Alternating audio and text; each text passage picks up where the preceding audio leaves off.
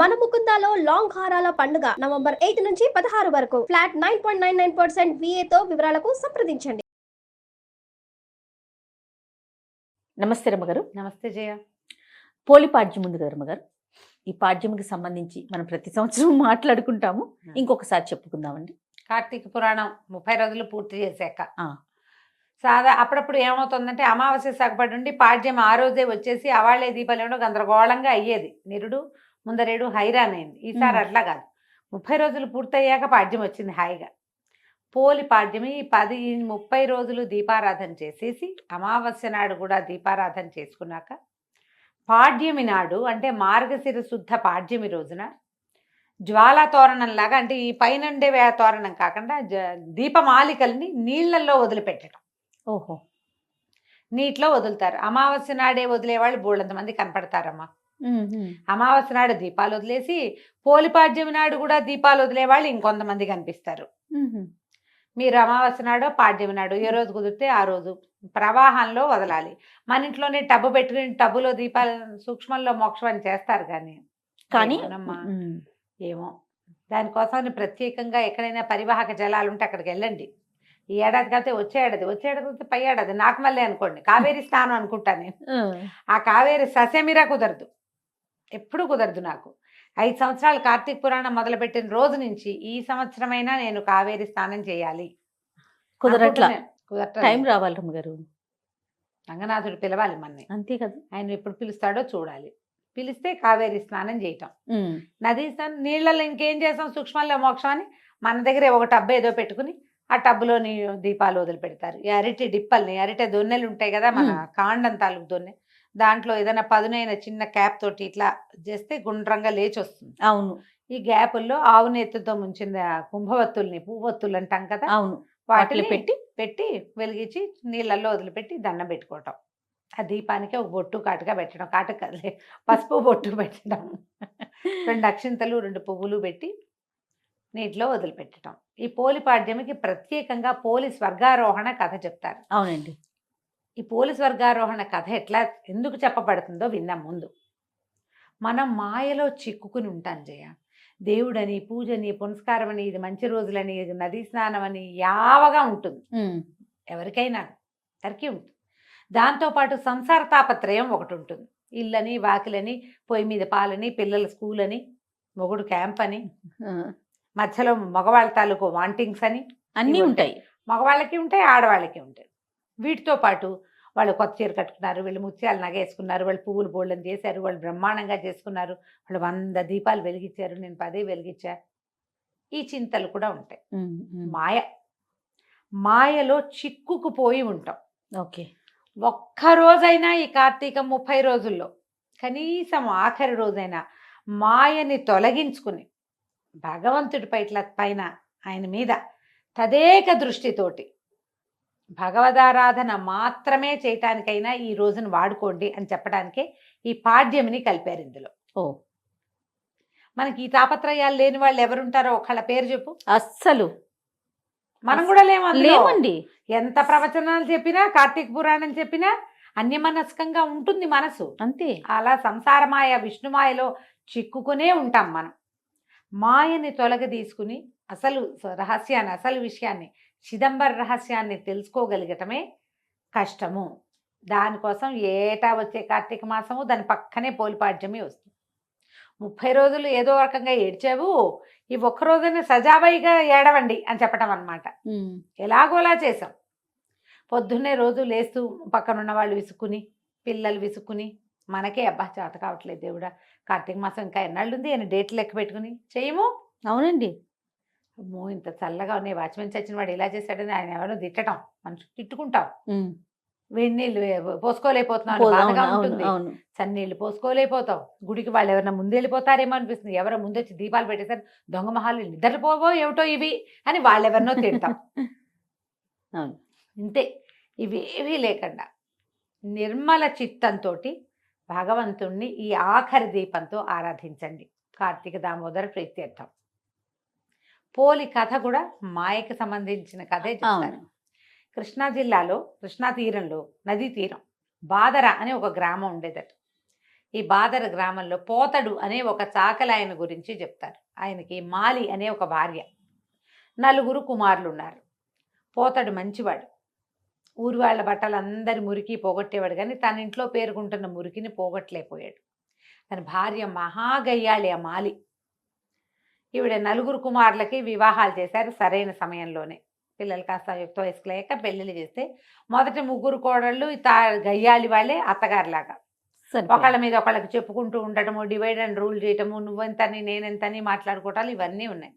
ఆఖరి కోడలైన పోలి చాలా బుద్ధిమంతురాలు, భగవంతుడి మీద చిత్తని నిలపగలిగేది, భర్తతో ప్రేమగా ఆపేక్షగా, వివాహితకి భర్తే దైవం లాంటి భావాల్లో ఉండేది. ఏ జాతైనా అంతే, మొగుడికి ఇష్టమయ్యేదిగా వండి పెట్టడం, అతను చెప్పిన మాట వినటం, అతను ఏదైనా ఒకటి అనుకుంటే దాని ప్రకారం పనిచేయటం, అతను సమయానుకూలంగా తన పనులను సర్దుకోవటం, ఇంతే చాలమ్మా. పూజ చేయాలి ఆ మొగుళ్ళకి, అదే కదా, ఏమక్కర్లా, ఇదే చేయాలి. అనుకూల దాంపత్యం అంటే ఇదే. వీళ్ళు బాగా చూస్తున్నారు, అవతల వాళ్ళు కూడా బాగా ఉంటారు. అయినా ఉండని దౌర్భాగ్యులు కొంతమంది ఉంటాయి, కొన్ని జాతులు, దానికి మనం ఏం చేయలేం. కానీ మనం బాగా ఉంటే అవతల వాళ్ళు బాగా ఉండటం మనకు తెలుసు కదా, సహజంగా చూస్తాం మనం. అయితే ఏమైంది, ఈ పై 3 కోడళ్ళు అత్తగారు ఏకమయ్యి ఈ పోలిని నానా హింస పెట్టేవారు. అంటే ఉందని, అనకపోతే అనలేదని, నుంచుంటే నుంచుందని, నుంచోకపోతే నుంచోలేదని, ఇట్లా ఎంతసేపు ఏదో ఒక తగాదా పెట్టేవాళ్ళు, ఎక్కిరిచ్చేవారు, హేళన చేసేవాళ్ళు. దీనికి పూజ, దీనికి భక్తి అని ఎక్కిరిచ్చేవాళ్ళు. ఆ మొగుడు రాగానే వాడితో బాగుండేందుకు అవకాశం ఇవ్వకుండా, మీ ఆవిడ ఏం చేస్తుందో తెలుసా, పొద్దున్నుంచి ఒకే పని చేస్తోందంటే ఏమే అని వాడు చంపకాయ కొట్టేవాడు, కొట్టించేవాళ్ళు. అయినా అమ్మాయి భర్తతో బాగానే ఉండేది. నలుగురు అలాంటి వాళ్ళే, తల్లి అంతే, 3 తోడుకోడళ్ళు అంతే. కొంతకాలానికి కార్తీక మాసం వచ్చింది. వీళ్ళందరూ ఏం చేసేవాళ్ళు, అత్తా కోడళ్ళు కార్తీక మాసం నదీ తీరానికి వెళ్ళి స్నానం చేసి దీపాలు పెట్టుకునేవాళ్ళు. ఆ పిల్లకి, ఆఖరి పిల్లకి అన్ని ఇంటి పనులన్నీ అప్పచెప్పేవాళ్ళు. పాలు తీయటం, పాలు కాగబెట్టడం, పొద్దున్నే దాలి వెలిగించడం, అవన్నీ పనులు కదా ఇళ్ళల్లో. పొయ్యి మీద అన్నం పడేయటం, ఇవన్నీ చేసి. అయితే వాళ్ళు రోజు వెళ్ళేవాళ్ళు, కానీ ఇది పాలు సరిగా తీసిందో తీయలేదో, మొద్దు మొహంది, గబగబా పని చేయదు అని ఒకళ్ళు, ఆ వెన్న తీసి కాస్త ఒంటికి రాసుకుంటుందో ఏమిటో, అసలే శీతాకాలం అనేవాళ్ళు ఇంకొకళ్ళు. అన్యాయంగా మాట్లాడతారు అంతే. కొంతమంది మనుషులు అలాగే ఉంటారు.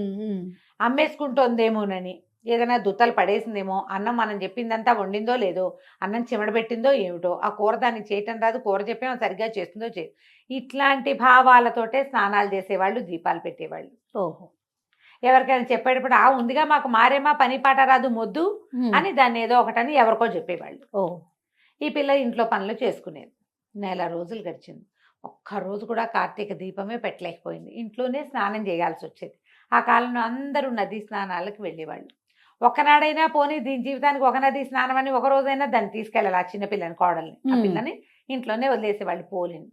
అయితే కార్తీక అమావాస్య వచ్చింది. అమావాస్య వెళ్ళిన కొన్ని గంటలకి తెల్లవారింది. ఆ పూట పాడ్యం వచ్చేసింది. కాకపోతే వీళ్ళందరూ ఏం చేశారు, ఇంకా అమావాస్య పొద్దులున్నాయి, దీపాలు పెట్టుకోవడానికి అంతా పోయారు. ఈ పిల్ల దేవుడా రావడానికి కళ్ళ నీళ్ళు పెట్టుకుని, అయ్యో నెలంతా వెళ్ళిపోయిందే, ఆఖరి స్నానాలకు వెళ్ళిపోయారు వీళ్ళు. కార్తీక అదే అమావాస్య రోజు పొద్దున్నే పోయారు, మధ్యాహ్నానికి అమావాస్య వెళ్ళిపోయి పాడ్యం వచ్చేస్తుంది. అందరు వెళ్ళిపోయారు ఆఖరి స్నానాలకి. ఒక్క నదీ స్నానం చేయలేదు, దేవుడికి ఒక్క దీపం పెట్టలేదు. ఏం చేయాలి అని బాధపడుతూ ఆ పిల్ల ఏం చేసింది, పొంతలో ఉన్న నీళ్ళు చేసి స్నానం చేసింది. ఇంట్లోనే కృష్ణ, గోదావరి, గంగా, కావేరి అనుకుంటూ స్నానం చేసింది. అక్కడి నుంచి వెన్న చిలికి వెన్న తీసింది. వెన్న తీస్తే కవ్వ అంతా జిడ్డు, చెయ్యి అంతా జిడ్డు. పిల్ల అనుకుంది, ఇంత జిడ్డు ఉంది కదా, ఈ కవ్వ అనుకున్న వెన్న తీసి కాస్త దీపం పెడదామని ఈ చీర కొసలు, కొంచెం మెత్తటి చీర, ఆ నలిగి చిరుగులు పట్టింది. కొస నుంచి ఇట్లా దారాలు లాగి అంత దారం తీసి ఇట్లా మెలిపెడితే అంతంత ఒత్తులు చేసింది 2. ఆ వెన్న మీద బాగా మెదిపి జిడ్డు అంటించి నీళ్ళ బాణాలు ఉంటాయి, చాకలి బాణ అంటారు. ఆ బాణలో పొయ్యి మీద పెట్టి చౌడు అవి వేసి బట్టలు ఉడికిస్తారు. కమ్ము బిడవటం అంటారు దాన్ని ఊళ్ళల్లో. బట్టలు కమ్ము బిడవటం అంటే చౌడేసి ఉడకబెడతారు. చౌడు అంటే ఏంటంటే అదొక రకమైన సున్నం, చవిటి సున్నం అంటారు, మన బ్లీచింగ్ పౌడర్ అలాంటిది చౌడు అంటారు. చాకళ్ళకి బాగా తెలుస్తుంది ఆ పేరు. మా ఊళ్ళో కూడా చేసేవాళ్ళు. కమ్ము పిడిచి తేవడం, పంచెలు అవి కమ్ము పిడిచేవాళ్ళు. పంచెల్ని బాగా వేసి ఉడికిస్తే గాళ్ళల్లో ఉన్న మురికంతపై తెల్లగా వచ్చేవి బట్టలు, కర్రకర్రలాడుతూ ఉంటాయి అన్నమాట, చక్కగా ఫెల్ఫెల్లాడుతూ బట్టలు. ఆ బాణలో ఆ దీపం వదిలిపెట్టింది. వదిలిపెట్టి దండం పెట్టుకుంటోంది. దండం పెట్టుకుంటుంటే విష్ణుమూర్తి ఆయనట కార్తీక దామోదరుడు కదా, వైకుంఠంలో నిలబడి చూస్తున్నట్ట. చూస్తుంటే ఒక బాణలో కదులుతున్న దీపం ఆయన్ని ఆకర్షించింది. అది చూస్తే ఆ పిల్ల భక్తిగా బాణ దగ్గర కూర్చుని మోకాడి తండా వేసి, కార్తీక దామోదర రక్షించు తండ్రి, స్నానం చేయలేకపోయాను, ఈ పూజని నీకు సమర్పిస్తున్నాను అని దండం పెట్టుకుంటాను. ఆయనకి ఎంత నచ్చిందంటే, ఇది కదా భక్తి అని సుశీలుడు పుణ్యశీలుడు అని ఈయన దగ్గర ఈ వీళ్ళు ఉన్నారు పార్షదులు. సుశీలుని పిలిచి భూలోకంలోకి వెళ్ళి ఆ దీపం విడిచిన పోలిని తీసుకురా అని చెప్పాడు. అక్కడి నుంచి దివ్య విమానం వచ్చేసింది. రావటం, ఈ అమ్మాయి పోలిని రెక్కబట్టి లేవదీసి విమానంలో కూర్చోబెట్టుకున్నారు. విమానం వెళ్తుంది. ఈ కార్తీక మాసం అంతా స్నానాలు చేశారు. నదీ తీరాలు ఉన్నారు. నదీ తీరాలకు వెళ్ళే వాళ్ళందరూ భక్తులు కాదమ్మా. అంతే కదా రమ్మగారు. కార్తీక స్నానం సరదాగా చేసే వాళ్ళు ఉంటారు. ఫ్రెండ్స్ అందరూ వెళ్తున్నారని వెళ్ళేవాళ్ళు. అక్కడ ఏం వింతలు దొరుకుతాయో చూద్దాం అనుకునేవాళ్ళు. చాలా మంది ఆడవాళ్ళు వస్తారు, కలర్ఫుల్ గా ఉంటుందని చూసే మొహాలు కూడా వెళ్తాయి కొన్ని. అవును. ఆ ఉన్న జనమంతా చూస్తున్నారు పైకి. విమానం వెళ్తుంది, దివ్య విమానం. ఆ లోపల కూర్చున్న పాచీర కట్టుకుని ఉన్న పోలిని అప్సరోగణం సేవిస్తున్నారు, వింజామరలు విసురుతున్నారు. అందరే పోలి పోలి పోతాడు కోడలు, ఆఖరి పిల్ల పోలి స్వర్గారోహణ వెళ్ళిపోతుందని విమానం ఎక్కుతుందంటే కోడళ్ళు ఆశ్చర్యపోయారు. అయ్యి బాబా ఇది వెళ్ళిపోతుందని పరిగెత్తుకుంటూ వెళ్ళి అత్తగారు వెళ్ళి పోలి కాళ్ళు పట్టుకుంటా. పోలి కాళ్ళు వేళ్లాడేసుకుని కూర్చుందిట విమానంలో ఓ బయటకి. కాళ్ళు పట్టుకుంది. అత్తగారి కాళ్ళు పెద్ద కోడలు, పెద్ద కోడలి కాళ్ళని రెండో కోడలి కాళ్ళని మూడో కోడలు పుచ్చుకుని వేళ్లాడుతూ వెళ్ళారు. అక్కడ కూడా వదల పైకి వెళ్ళేసరికల్లా ఆ సుశీలుడు అన్నట్ట, మీరెవరు, మీకు మాతో పాటు వచ్చే అర్హత లేదు, పొండి వదిలేయండి చేతులు అన్నట్టు.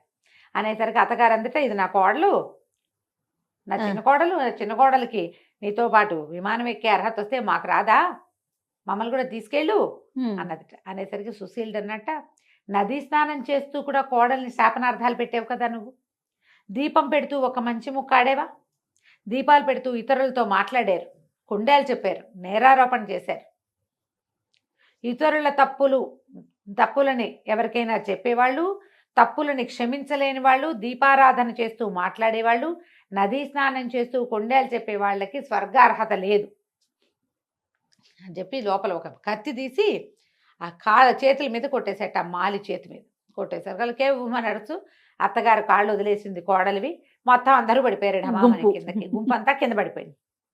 జనాలంతా చూస్తూ ఉండగానే ఎత్తి తడుముకున్నారు. వీళ్ళు లేచి పోలిని మాత్రం చక్కగా స్వర్గారోహణ చేయించేశారు. ఆ అమ్మాయి సశరీరంగానే విష్ణు సాయుధ్యాన్ని పొందింది. ఈ కథను చెప్పుకుని నీళ్ళలో దీపాలు విడిచిపెట్టండి.